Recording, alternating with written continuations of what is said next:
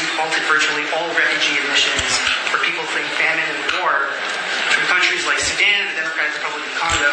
Why are you creating an expedited passage of the country for hundreds but not others?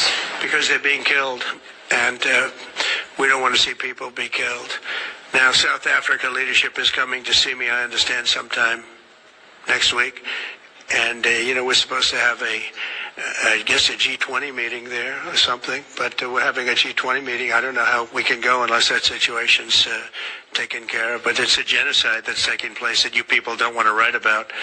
But it's a terrible thing that's taking place. And farmers are being killed. They happen to be white.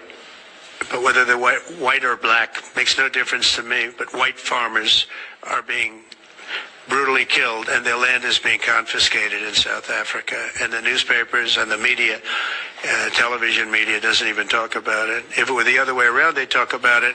That would be the only story they'd talk about. And I don't care who they are.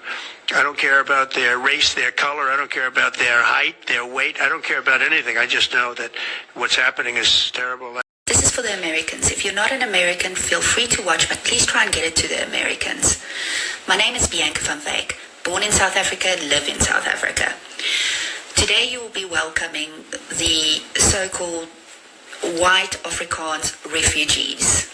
They are there based on an offer made to them, which I must say was informed by disinformation about South Africa. Now, I've seen a lot of takes on who Americans think they are receiving. Okay, you are not getting successful, professional, white, middle-class South Africans that are fleeing South Africa. The people you are getting are the people that believe that there is discrimination against them based on their race.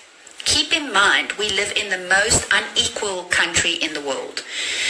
We have, for instance, 70% of agricultural land and agricultural holdings are owned by white South Africans. 62 to 68% of top leadership positions in corporate are filled by white males. There is a huge salary disparity between white South Africans and the rest of the population.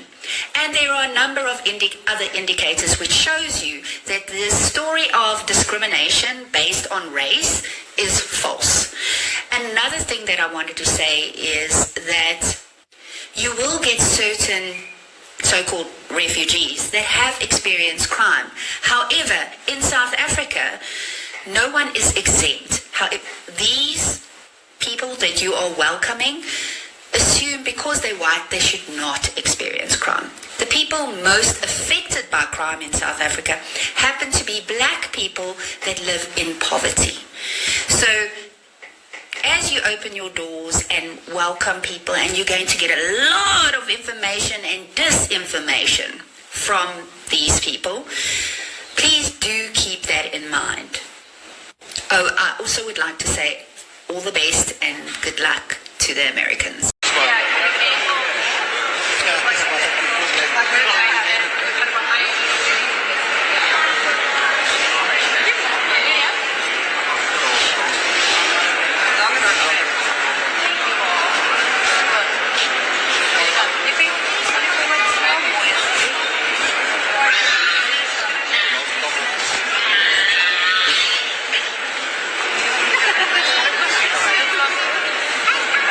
Ladies and gentlemen, for coming out here this afternoon.